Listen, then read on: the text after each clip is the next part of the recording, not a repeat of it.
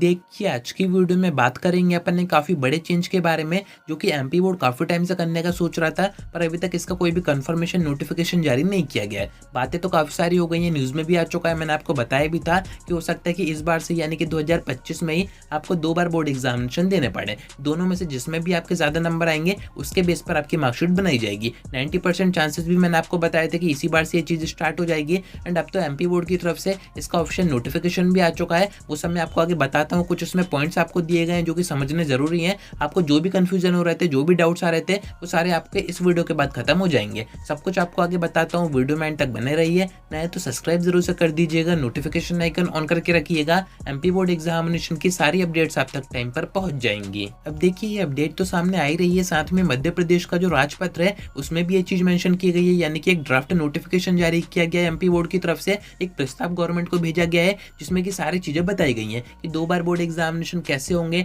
उसमें किन किन बातों का बच्चों को ध्यान रखना रहेगा, उसकी फीस वगैरह देनी रहेगी। एंड काफी सारी चीजें हैं, जैसे कि आप उसमें सब्जेक्ट चेंज नहीं कर सकते हैं, वो मैं आपको 1 बाय 1 सारे पॉइंट समझाता हूँ। अब देखिए, ये जो नोटिफिकेशन आया है ये ऑप्शन है एंड गवर्नमेंट को दिया गया है, जिससे कि गवर्नमेंट इसको अप्रूव करके एमपी बोर्ड को दे दे। एंड अगर ये अप्रूव हो जाता है तो आपके इसी सेशन से यानी कि 2025 से 2 महीने बाद आपको अगेन बोर्ड एग्जामिनेशन देने पड़ेंगे। अब ये क्या सब बच्चों को देने पड़ेंगे, वो भी मैं आपको आगे बताता हूँ। ये जो नोटिफिकेशन आया था वो आया था 21 तारीख को। नीचे एक चीज मेंशन की गई है कि 15 दिन बाद यानी कि 15 दिन के अंदर इसके ऊपर डिस्कशन किया जाएगा कि ये चीज़ सही है या फिर नहीं है, इसको एमपी बोर्ड में अपनाना चाहिए या फिर नहीं अपनाना चाहिए। क्योंकि ये जो सिस्टम आया है वो नई शिक्षा नीति के अकॉर्डिंग आया है। सीबीएसई ने भी कह दिया है कि नेक्स्ट सेशन से 10th और 12th के 2 बार बोर्ड एग्जामिनेशन होंगे एंड हो सकता है कि एमपी बोर्ड इसी बार से इस चीज़ को अपनाए। तो ये पूरा एक ड्राफ्ट नोटिफिकेशन बनाया है, इसमें कुछ पॉइंट्स आपको नीचे बताएगा, एक एक करके मैं आपको समझाता हूँ। फर्स्ट मैं आपको एक चीज़ साफ कर दूँ, आपने ये जो बोर्ड एग्जामिनेशन दे दिए एक बार, अभी जो फरवरी मार्च में हुआ है, एंड अगर आप चाहें तो दूसरी बार बोर्ड एग्जामिनेशन दे सकते हैं।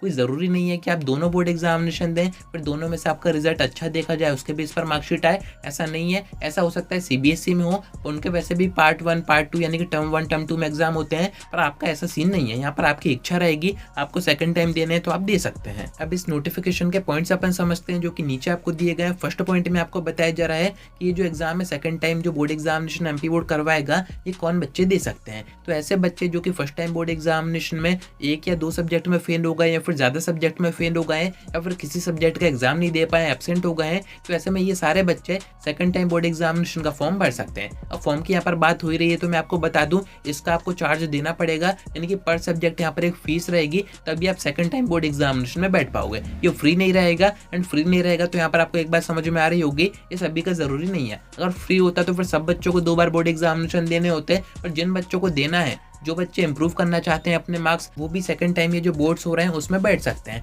यानी कि जो बच्चे फेल होंगे उनको तो देना ही पड़ेगा, क्योंकि उनको आगे अपनी पढ़ाई कंटिन्यू करनी है। और जो बच्चे पास हो गए, जिनके नंबर कम रह गए, जो कि इंप्रूव करना चाहते हैं किसी एक सब्जेक्ट में, 2 सब्जेक्ट में या फिर सारे सब्जेक्ट में, वो बच्चे भी ये सेकंड टाइम बोर्ड एग्जामिनेशन का फॉर्म भर के एग्जाम दे सकते हैं एंड अपने जो मार्क्स है वो भी इंप्रूव कर सकते हैं। फर्स्ट आपके हो ही गए हैं फरवरी मार्च में, सेकंड एग्जाम आपके 2 महीने बाद 3 महीने बाद होंगे। अब ये जो सप्लीमेंट्री एग्जाम होते थे एमपी बोर्ड में, इसको यहाँ पर पूरी तरह खत्म कर दिया है, जो कि आपको अपडेट में बताया जा रहा है। अपन बात करते हैं नेक्स्ट पॉइंट की, तो इसमें आपको ये बताया जा रहा है कि अगर आप प्रैक्टिकल एग्जाम में फेल हो जाते हैं या फिर एब्सेंट हो जाते हैं, किसी कारण से आप प्रैक्टिकल एग्जाम नहीं दे पाए तो उसमें एब्सेंट शो हो रहा है या फिर आप फेल हो गए उसमें, तो ऐसे बच्चे भी सेकंड टाइम बोर्ड एग्जामिनेशन दे सकते हैं, कहीं कोई परेशानी की बात नहीं है। नेक्स्ट पॉइंट में आपको वही फॉर्म वगैरह का बताया जा रहा है कि यहाँ पर एक फिक्स फीस रहेगी पर सब्जेक्ट, वो आपको देनी पड़ेगी। उसका फिर आपका नया एडमिट कार्ड आएगा, उसके बेस पर ही आप सेकंड टाइम बोर्ड एग्जामिनेशन में बैठ पाओगे। तो यहाँ पर पैसे आपको खर्च करने पड़ेंगे अगर आपको अपने मार्क्स इंप्रूव करने हैं या फिर आप फेल हो गए, आपको सब्जेक्ट में पास होना है, तो यहाँ पर आपको एक फिक्स अमाउंट एमपी बोर्ड को देना पड़ेगा,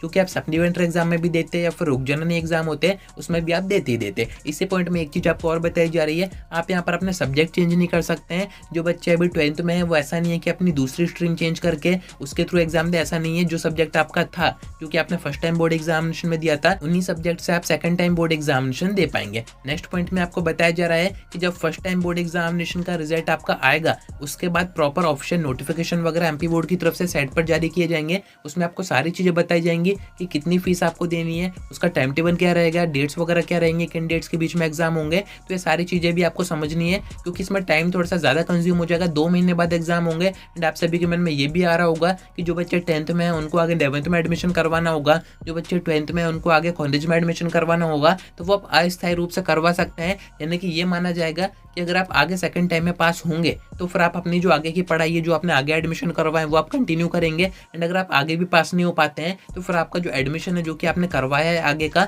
वो आपका कैंसिल हो जाएगा। तो इस बात का भी आपको ध्यान रखना है। बाकी नेक्स्ट पॉइंट में आपको एक और अच्छी चीज बताई जा रही है, जो बच्चे भी सेकंड टाइम बोर्ड एग्जामिनेशन का फॉर्म भरेंगे वो यहाँ पर रीटोटल का या फिर अपनी आंसर बुक का भी फॉर्म भर सकते हैं। एंड अगर उसमें उनके नंबर बढ़ जाते हैं, उसमें अगर वो पास हो जाते हैं, तो ऐसे में फिर उनको 2 बार बोर्ड एग्जामिनेशन नहीं देने पड़ेंगे। जिन बच्चों को इंप्रूव करना है वो तो एग्जाम देंगे, बट जिन बच्चों को सिर्फ पास होना है वो अगर रीचेकिंग में, रीटोटल में या फिर आंसर बुक के थ्रू पास हो जाते हैं, तो फिर ऐसे में आपको दोबारा एग्जाम देने की जरूरत नहीं पड़ेगी। नेक्स्ट पॉइंट में वही आपको बताया जा रहा है कि जो भी इसकी इन्फॉर्मेशन आएगी सेकंड टाइम बोर्ड एग्जामिनेशन की, वो MP board time to time इसके नोटिस जारी करेगा, जो कि मैं आपको सारी चीजें वीडियो के थ्रू बताऊंगा। अब देखिए ये पूरा आया था राजपत्र में, यानी कि ये कुछ ही टाइम में कंफर्म हो जाएगा। 15 दिन का यहाँ पर टाइम मांगा गया है। अभी क्यों देते हैं 15 दिन? तो अगर आपको कोई आपत्ति है, आप कोई ऑब्जेक्शन उठाना चाहते हैं, या फिर कोई भी टीचर, कोई भी स्टूडेंट, कोई भी पेरेंट्स या फिर आम जनता का यह हक होता है कि कोई भी प्रपोजल अगर एमपी बोर्ड की तरफ से गवर्नमेंट को दिया गया है, किसी भी सेक्टर में आप बात करें, प्रपोजल जब भी जाते हैं तो ऐसे में आम जनता के पास भी हक होता है कि वो उसमें ऑब्जेक्शन उठा सकती है, कुछ उसमें चेंज करना, वो सारी चीजें बता सकती है।